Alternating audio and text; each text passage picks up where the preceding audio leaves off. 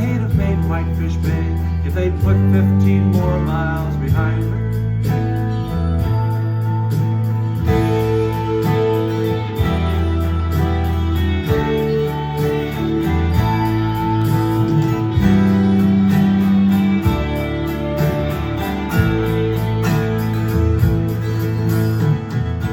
It was a 6-inch crack, and when they got back in at a later date, they found that the crack was progressing. It was definitely a crack, and a decision was made to change the blade. Yes.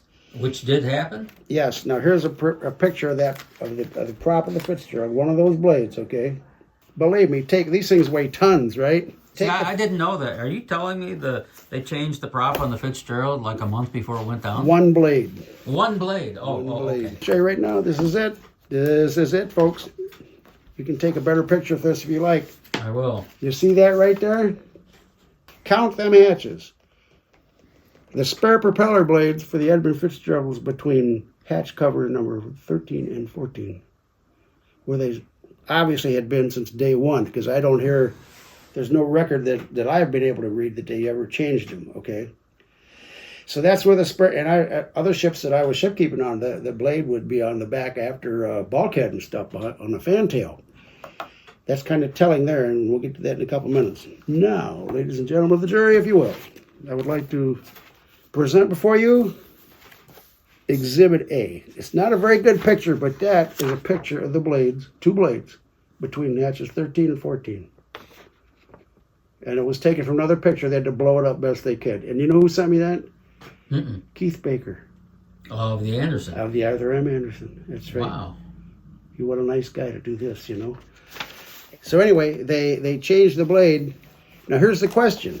The big question is, and I don't know where we're going to find this out, did they just take the old blade and set it on shore and have it repaired, or did they put it back on the ship, and then once you went to wear a layup, then they would repair that blade? We don't know that. But here's what I'm saying. Mr. Evans said them bolts on them hatch covers were so rusted and painted over. Well, don't you think the bolt holding the prop blade is going to be rusted over and painted over too?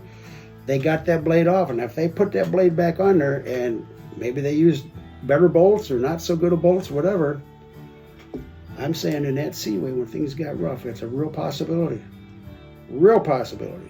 that that blade got loose.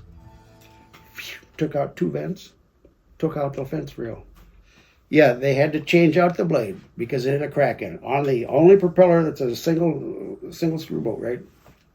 Had a big crack in it. So they had to take it off and they had to put the one on deck on it. So what we need to do is hopefully somebody come out, oh yeah, I sailed in that year, I remember that, you know. The theory on that thing is, and Keith Baker made a marvelous observation on that. I mean, remember, Bernie Cooper said his hatch cover crane was 6 feet underwater. All you could see is the bow and the stern. Everything else is like a submarine that's underwater. The Fitzgerald was having the same problems. Now, could a sea lift that up if it was, break it loose and send it? You know, that's a lot of weight. I mean, think about it. These things weigh tons, you know. You got an 18.5-foot diameter prop. That means each blade is what, I don't know, 8 feet, 8 feet long, and you know how big they are. So if it did come loose, it could have taken out a couple hatch the vents, covers. And it could have taken out the side. And remember, the boat's doing, you know, believe me, I've been on it. You've been on it doing this, you know, up and down. And once she went over, could it have punched a hole in the side somewhere? I don't know. There's another piece to the puzzle, is all I'm telling you, folks. But here's unmitigating facts from the United States Coast Guard. They changed out a cracked blade. But we don't know if they left it sit on deck or if they set it on the dock. I don't know that. So that's something that could have taken them vents out. Okay. See, is there anything else that could have taken vent covers off? Well, sure. Just if you bought them out on Caribou Shoal, air compresses, man. We know that water does not compress. You put air in an automobile tire before. You know what happens if you put too much air in a tire? Boom, off she goes. Well, these ballast tanks can only take so much, and they're going to break. They're going to break, and boom, it's real possible that they sent two of them ballast tank covers off. You're putting ballast in to run unloaded. That means you have to unscrew these covers to let the air escape while they put the water in. And then, of course, when you're pumping out, you got to let the air come back in too. But when you're loaded with taconite, you got to shut them all back up again. You see? I never heard it explained that way. Now, if Mr. Evans is correct, and I'm saying, hey, he was there. I don't think he's got any reason to lie to us here. I'm very grateful that he said that to us, because I've thought this for years. Hatches 1, 2, and 3. And you're going to see when I get further in this report, hatches 1, 2, and 3 imploded. Because when she lifted up like that and all that water come down, and the we've seen the picture of the clamps that weren't clamped. Well, if you couldn't clamp them and they're just hanging there, you only got 2 on the corners. Of course, it's gonna cause a problem. And Cedric Woodward, Avifors. on the Avifors. Not too many people know this, but he said this in a nutshell. He said that this is the worst in his whole career that he's ever seen.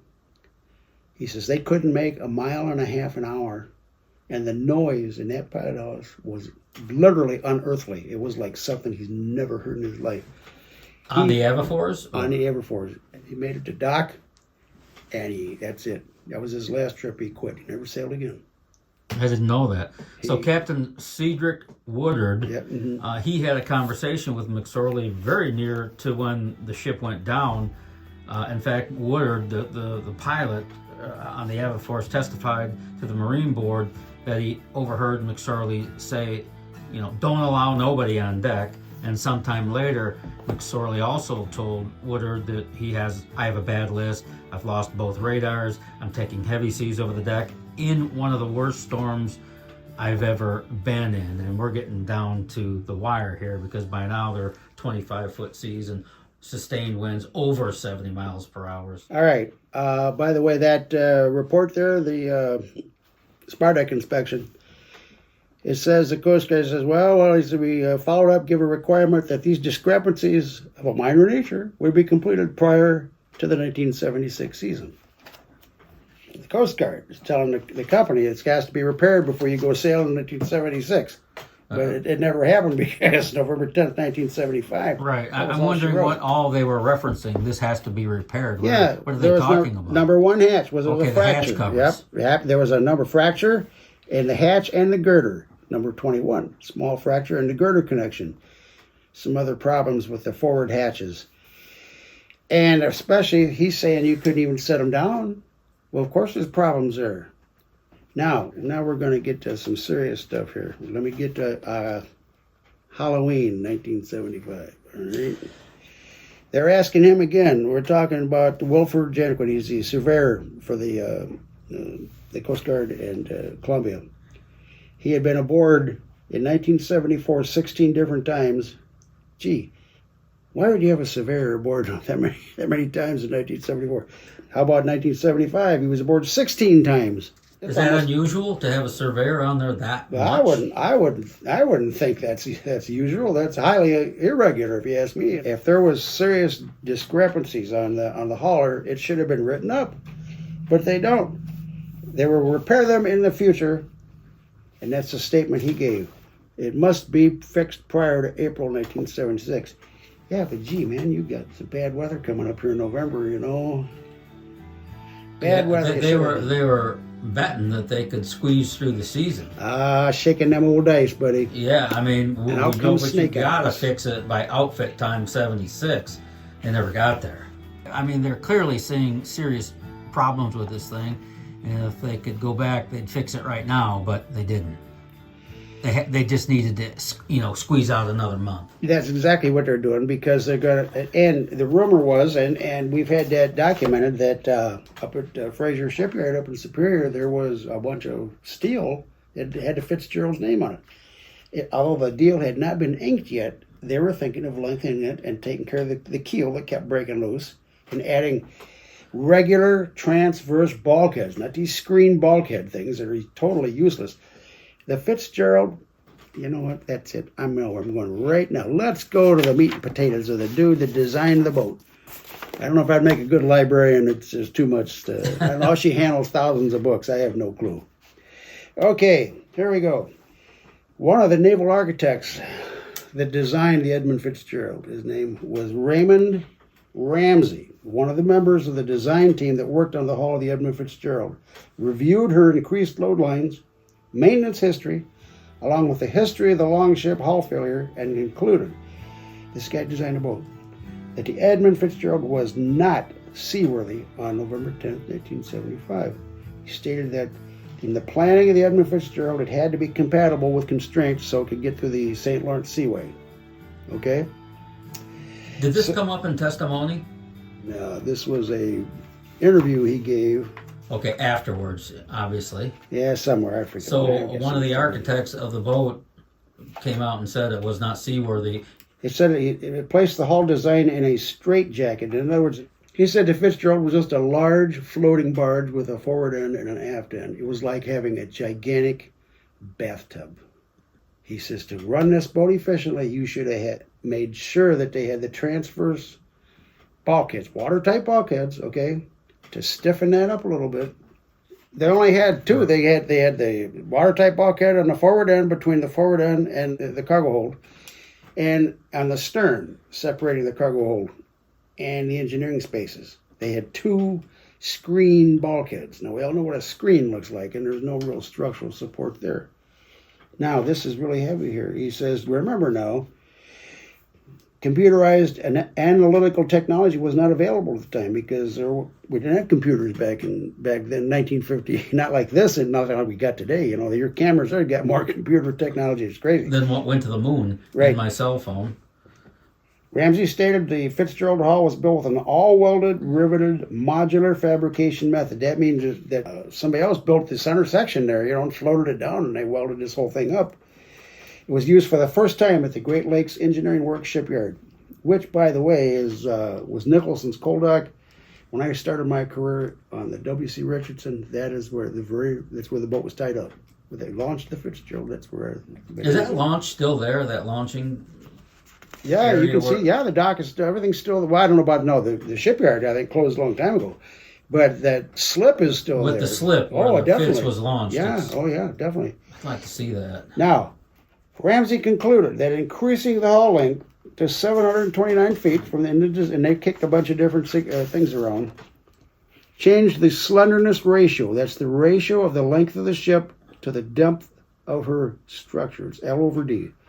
It caused excessive multi-axial bending and springing of the hull, and that the hull should have been structurally reinforced to cope with this increased length. One guy says it's like going on a swimming pool and you're on a diving board, boom, off you go, and the diving board go boom, boom, boom, boom, boom, boom. That was the way that hull was springing all the time. And even McShardy said, this thing's, sometimes this thing scares me, buddy, you know. I think that they were probably going to address those issues that winter at the shipyard. I think they were going to probably lengthen it like they did the Anderson, right? And when they make it more structurally sound. That is correct. More bulkheads, or what do you? Yeah, they would have obviously. I would think they would have put two watertight bulkheads in there instead of those screen things. You know. Now listen to this. And they would have addressed the hatches. Well, certainly, as heck hope so. I think a lot of work was going to go down that year, but like you said, like I said, they shook them dice and came up with snake eyes, man. That's too bad instead of 7-Eleven, you know.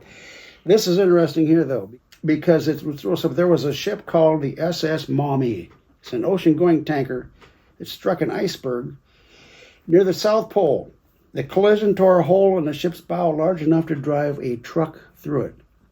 But the Maumee was able to travel halfway around the world to a repair yard without difficulty because she was fitted with a watertight bulkhead. After the Fitz sank, shipping companies were accused of valuing payloads more than human life because of the screen bulkheads. Now, this is very interesting right here. The U.S. Coast Guard had proposed rules for watertight bulkheads in Great Lakes vessels as early as the sinking of the Daniel J. Morrell in 1966.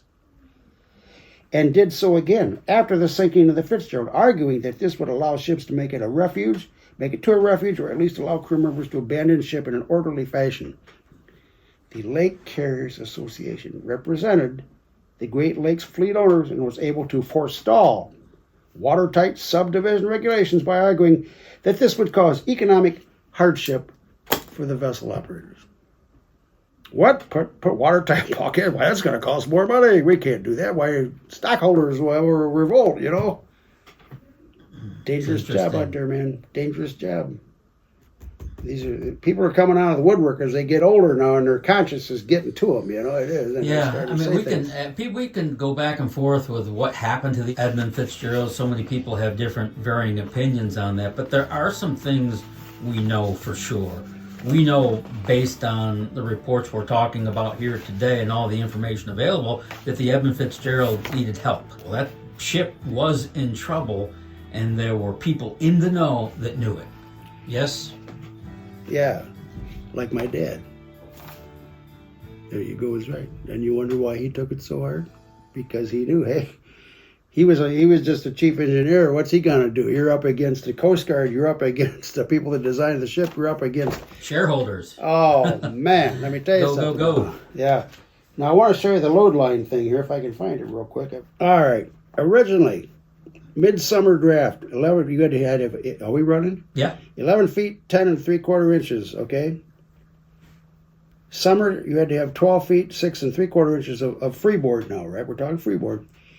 Intermediate, 13 feet. Now we're increasing freeboard. We're decreasing tonnage now because the bad weather's coming in. You got to ride higher, right? And in wintertime, you needed 14 feet, 9 1/4 inches. That's the design of the vessel. Hold on, folks. Here we go.